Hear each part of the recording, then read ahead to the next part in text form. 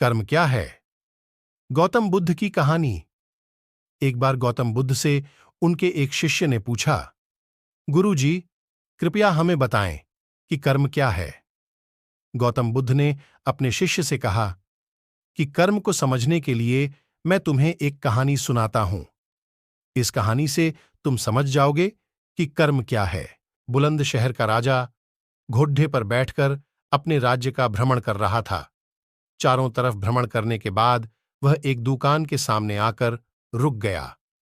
रुकने के बाद राजा ने अपने मंत्री से कहा कि मंत्री जी, मालूम नहीं क्यों, लेकिन लगता है कि इस दुकानदार के लिए कल ही फांसी की सजा सुना दूं, इसे मृत्युदंड दे दूं। मंत्री राजा से इसका कारण पूछ पाते, इससे पहले राजा आगे बढ़ गए। मंत्री ने इस बात का कारण पता करने के लिए अगली सुबह भेष बदली और आम जनता का रूप लेकर दुकानदार के पास जा पहुंचा। दुकानदार चंदन की लकड़ी बेचने का काम किया करता था। मंत्री ने दुकानदार से पूछा कि उसका काम कैसे चल रहा है। तब दुकानदार ने बताया कि उसका बहुत बुरा हाल है। लोग उसके दुकान पर आते हैं, चंदन को सूंघकर उसकी प्रशंसा करते हैं, लेकिन खरीदता कोई नहीं। मैं सिर्फ इसी इंतजार में बैठा हूं कि कब हमारे राज्य के राजा की मृत्यु हो और उनके अंत्येष्टि में मुझसे बहुत सारे चंदन की लकड़ी खरीदी जाएगी और शायद वहां से मेरे व्यापार में बढ़ोत्तरी होनी शुरू हो जाए। मंत्री को सारी बात समझ आ गई कि यही वह नकारात्मक विचार है जिसने राजा के मन को भी नकारात्मक किया। वह मंत्री बहुत बुद्धिमान था। उसने सोचा कि मैं आपसे थोड़ी चंदन की लकड़ियां खरीदना चाहता हूं। यह सुनकर दुकानदार भी खुश हुआ और उसने सोचा कि चलो कुछ तो बिका। उसने चंदन की लकड़ी को कागज से लपेटा और अच्छी तरह पैकिंग करके वह लकड़ी मंत्री को दी।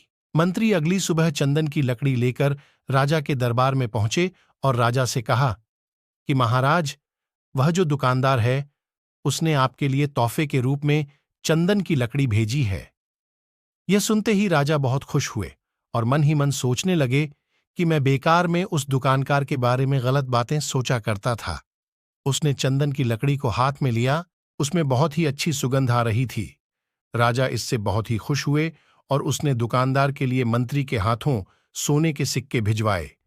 उसी आम जनता का रूप लेकर मंत्री अगले दिन सोने के सिक्के के साथ दुकानदार के पास पहुंचा। दुकानदार बहुत खुश हुआ और उसने सोचा कि मैं राजा के लिए कितनी गलत बातें सोचा करता था। राजा तो बड़े ही दयालु हैं। ये कहानी जब खत्म हुई तब गौतम बुद्ध ने अपने शिष्यों से पूछा कि अब आप बताएं कि कर्म क्या है। शिष्यों ने उत्तर देते हुए कहा कि शब्द ही हमारे कर्म हैं। हम जो काम कर रहे हैं वही हमारे कर्म हैं, जो हमारी भावनाएं हैं वही हमारे कर्म हैं। गौतम बुद्ध ने सभी शिष्यों के जवाब सुनने के बाद कहा, आपके विचार ही आपके कर्म हैं। अगर आपने अपने विचारों पर नियंत्रण करना सीख लिया तब आप महान बन जाते हैं। जब आप अच्छा सोचते हैं तब आपके साथ अच्छा होता भी है। आपके विचार ही आपको अच्छा या बुरा बनाते हैं। इस छोटी सी प्रेरणादायक हिंदी कहानी पर अपने विचार कमेंट में जरूर बताएं और ये कहानी कैसे लगी। अच्छी लगी तो चैनल को सब्सक्राइब जरूर करें। फिर मिलते हैं दूसरी कहानी में। तब तक के लिए धन्यवाद।